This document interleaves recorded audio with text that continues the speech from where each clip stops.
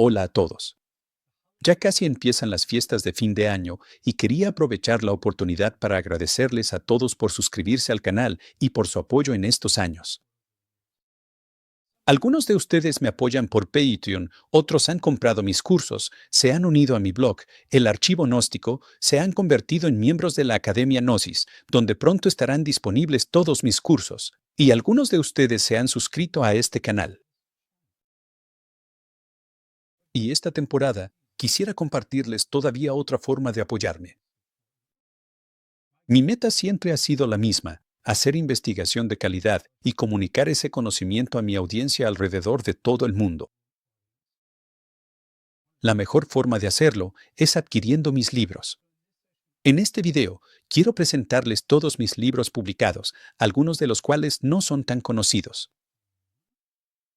Les agradezco de antemano por recomendar mis libros de boca en boca y por escribir reseñas en Amazon y demás plataformas. Hablemos sobre la hermética. En 2025, publiqué Hermética 1, el Corpus Hermeticum, Esculapio y la Hermética de Nag Hammadi, ordenados como una vía iniciática. El Corpus Hermeticum es un tesoro espiritual e intelectual, proveniente de antiguos sabios egipcios que podían escribir y pensar en griego. Desde el Renacimiento, este corpus ha sido publicado sin que su orden coincida con el camino de iniciación espiritual que sugiere el mismo corpus. Mi edición reorganiza el corpus, incluyendo el Esculapio latino y la Hermética de Nag Hammadi, en 4 partes sucesivas: tratados introductorios, discursos generales, discursos detallados y discursos revelatorios. Cada tratado viene acompañado de un breve comentario espiritual. Esto es lo que algunos opinan. Cuidadosamente editada y traducida para un uso práctico, la obra del Dr. Litua es, para mí, la Biblia hermética o lo más cercano que podamos llegar a tener. Hermética 2, publicado por Cambridge University Press, presenta los fragmentos dispersos y testimonios sobre Hermes el 3 veces grande. Dentro se encuentran los 29 fragmentos de Estobeo, incluyendo el famoso Cor y Cosmo, los fragmentos de Oxford y Viena, una selección ampliada de fragmentos de varios autores, incluyendo a Zósimo de Panópolis, Agustín y Alberto Magno, los testimonios sobre Hermes, ahora de 38 autores diferentes, incluyendo a Cicerón, Pseudo-Manetón, el emperador Juliano, Alquindi, Miguel Celes, la Tabla Esmeralda, y así sucesivamente. Todas las traducciones incluyen introducciones y notas que citan fuentes para lecturas adicionales. Este libro no es solo para académicos, sino para cualquier lector interesado en la tradición esotérica occidental, el antiguo Egipto, filosofía, magia, astrología, medicina, teología, talismanes, gemas, amuletos, adivinación, teosofía y teurgia. Hermes el 3 veces grande tuvo un impacto global, siendo adoptado por egipcios, griegos, romanos, árabes y europeos medievales. ¿Cómo y por qué Hermes dejó tan profunda huella en el Renacimiento solo puede entenderse a través de la historia de la recepción helénica, cristiana y musulmana que exploro en este libro? Y esto dicen los académicos.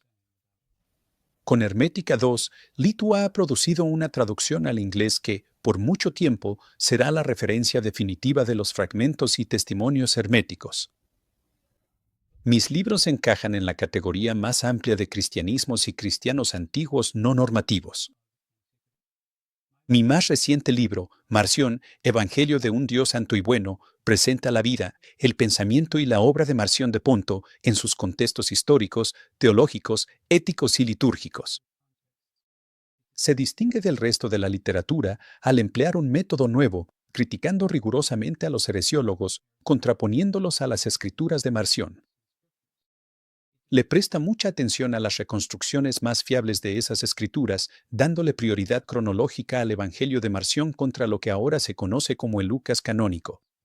Busca derribar las representaciones, tanto heresiológicas como académicas, de Marción como un diateísta, un docetista, un negador del mundo, promotor del divorcio y censor de las escrituras.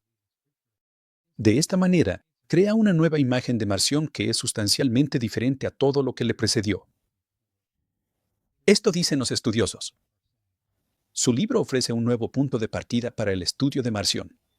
Presenta una investigación que no depende de los testimonios de sus adversarios y abandona el dudoso intento de reconstruir datos fiables a partir de ellos. Su análisis de los restos de las antítesis de Marción no tiene precedentes por su profundidad y agudeza. Es una contribución clave al renacimiento de los estudios sobre Marción. Seguimos con Valentín, la espada desenvainada de la inteligencia. Este libro estudia la vida y el pensamiento de Valentín de Alejandría, utilizando sus fragmentos auténticos. Después de traducir los fragmentos y presentar su vida, reorganizo los fragmentos y hago un comentario espiritual e histórico de cada fragmento, línea por línea. Este volumen es el primero en incorporar el hallazgo de que Valentín escribió la carta sobre el autocontrol. Anteriormente atribuida a Basilio de Cesarea, concluye con el argumento de que fue Valentín quien en realidad escribió el Evangelio de la verdad. Esto dice la gente. Los especialistas y el público en general le deben mucho al Dr. Litua al identificar y reunir en un solo volumen todos los escritos conservados atribuibles a Valentín. Aquí, Litua muestra la coherencia entre los distintos fragmentos que componen su corpus autoral y contextualiza su teología según Nag Hammadi, la Biblia hebrea, los pseudoepigráficos, el Nuevo Testamento y el platonismo. Pasamos a Basílides, el gnóstico más antiguo. La gente en realidad no sabe mucho sobre Basílides. Se le atribuyen tradiciones muy peculiares, como la tradición de que Jesús hizo un cambalache con Simón de Cirene en el Gólgota, que afirmaba que Dios no existe o que hay 365 cielos. En este libro, muestro cómo distinguir al Basílides auténtico y sus fragmentos del Basílides retratado por los heresiólogos, particularmente Ireneo. Analizo los 19 fragmentos de Basílides e Isidoro y los utilizo para comprender y refutar otros reportes sobre Basílides y sus herederos.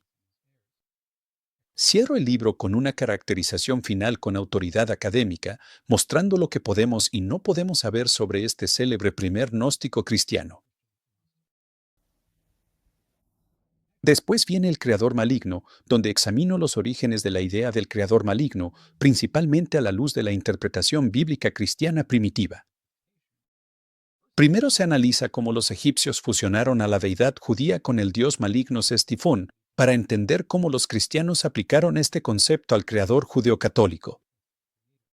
Luego, la interpretación cristiana de Juan 8:44.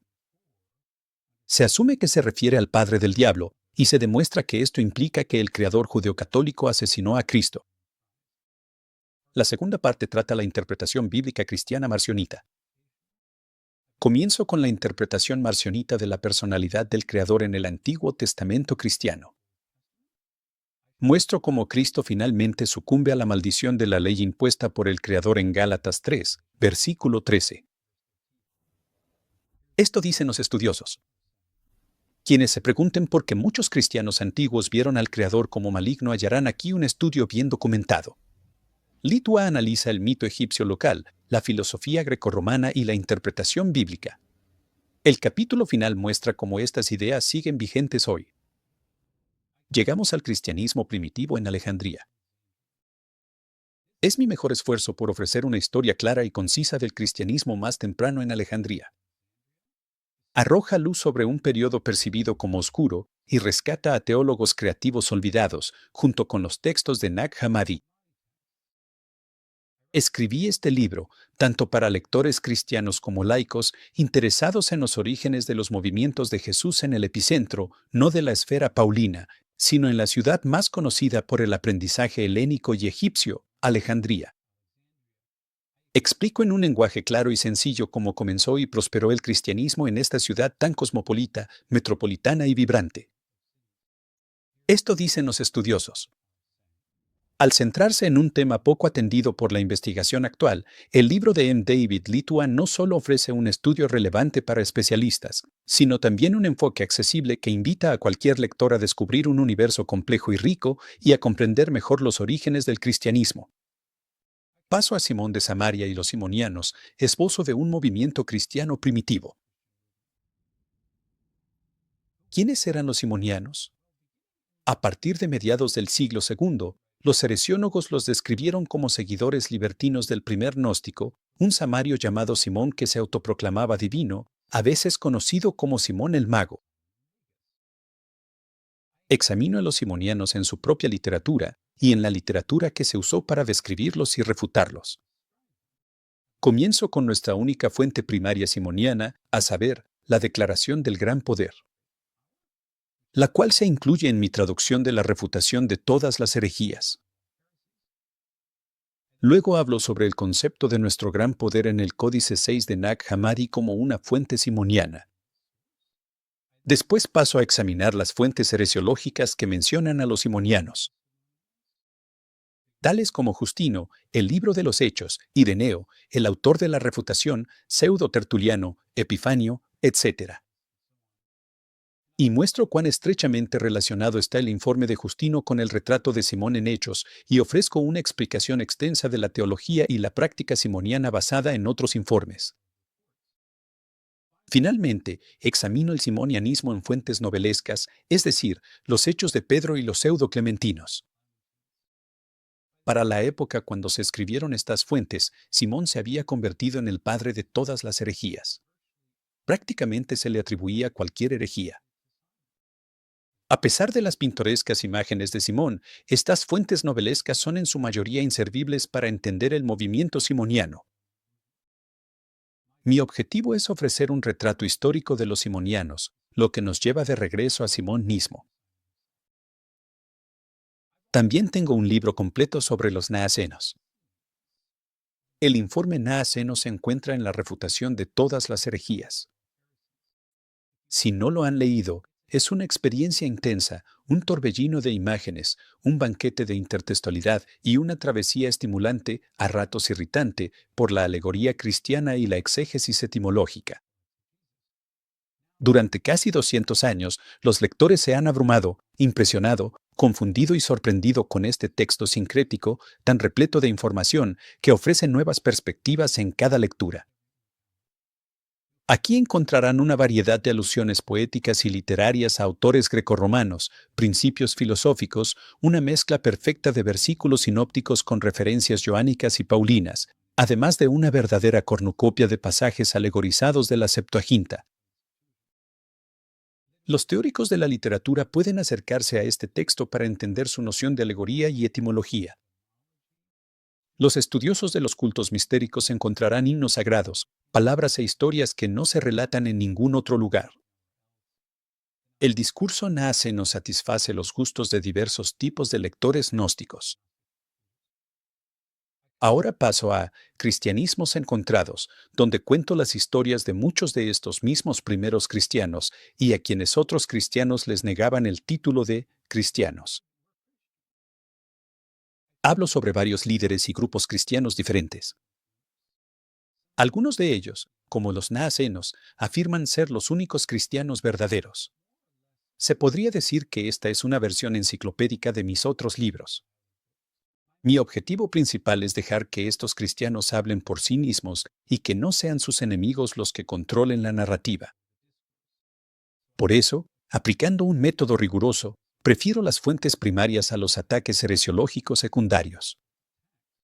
Pongo en contexto las historias de los cristianos dentro del mundo grecorromano más amplio y muestro cómo se intersectan con las figuras que tradicionalmente se exploran en la historia eclesiástica.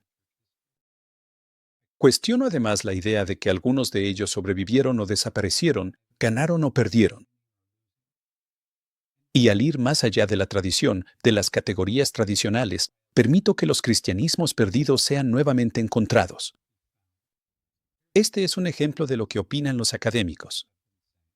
Cristianismos encontrados asume este desafío al devolver a autores cristianos primitivos marginados a su lugar legítimo junto a los llamados padres de la Iglesia, como pioneros e influyentes en los primeros siglos del cristianismo.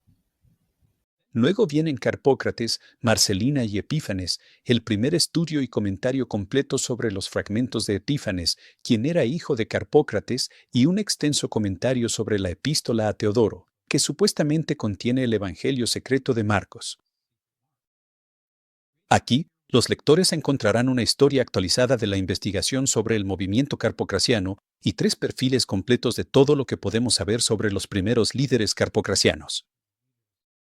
También se incluye a la única líder femenina conocida de una congregación cristiana primitiva en el siglo II. Esto es lo que dicen algunos académicos. Hay que reconocerle a Litua que su libro desafía géneros y fomenta un mayor estudio del cristianismo antiguo. También se aprecia su destreza como crítico textual al mostrar cómo los informes sobre los carpocrasianos fueron transmitidos y adaptados según necesidades heresiológicas. También he escrito libros enfocados en el Nuevo Testamento.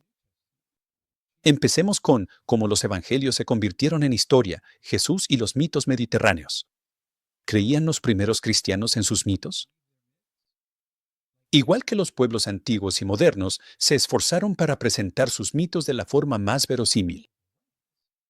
Y en este trabajo, exploro cómo y por qué lo que se convirtió en los 4 evangelios canónicos adquiere un tono histórico que sigue siendo de vital importancia para los cristianos al día de hoy.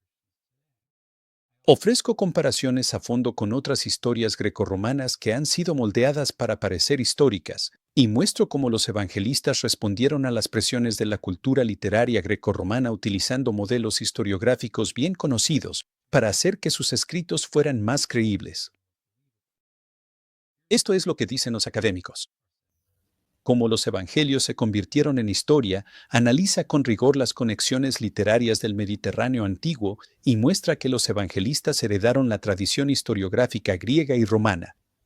La claridad con la que Litua explica estas relaciones hace de este un libro sobresaliente.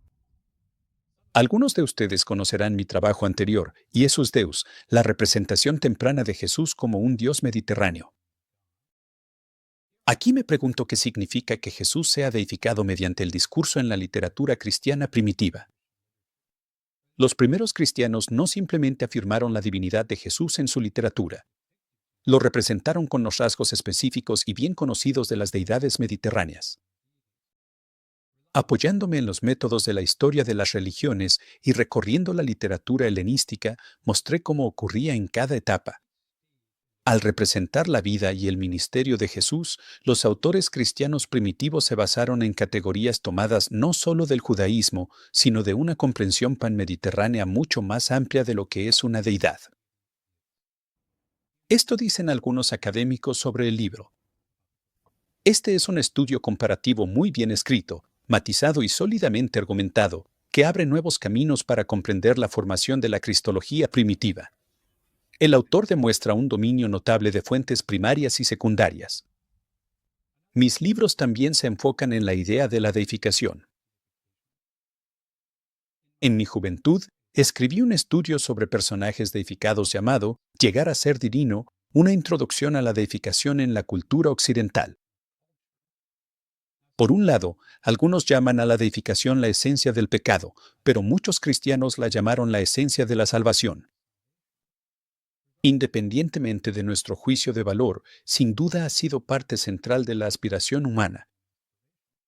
Desde los antiguos faraones hasta los transhumanistas modernos, la gente ha imaginado su propia divinidad de muchas maneras, y esto incluye no solo a los más grandes megalómanos de la historia, sino también a muchos místicos, sabios, apóstoles, profetas, magos, obispos, filósofos e incluso ateos.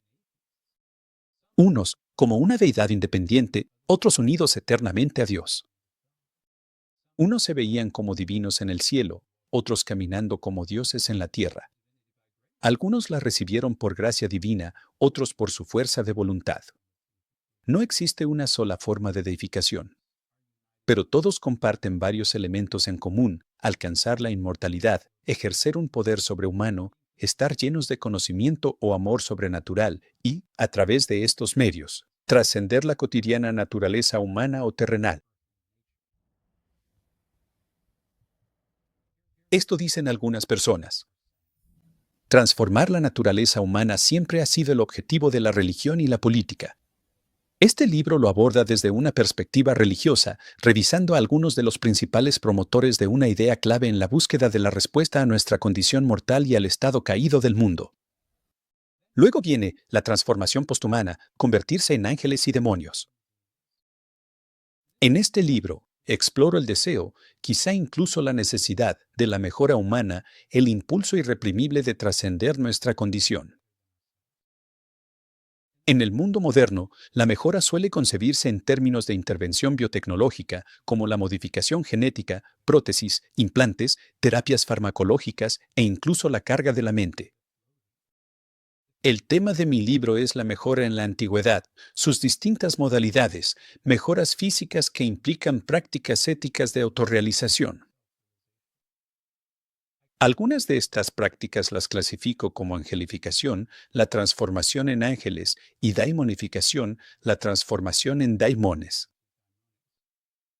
Empezando por Hesiodo y Empédocles, pasando por Platón y Orígenes, hasta Plotino y los gnósticos cristianos, exploro no solo cómo se relacionan estas dos formas de transformación humana, sino también cómo se conectan y moderan las visiones modernas de la mejora transhumanista, que generalmente carecen de una explicación sólida sobre la mejora moral. Esto dicen algunos académicos. Se trata de un libro ameno, erudito e informativo, que resultará de interés y disfrute para especialistas de diversas disciplinas, pero que también es accesible para estudiantes universitarios y lectores generales. En esta categoría entra el anhelo por la divinidad, la autodeificación en la creación de mitos judíos y cristianos tempranos.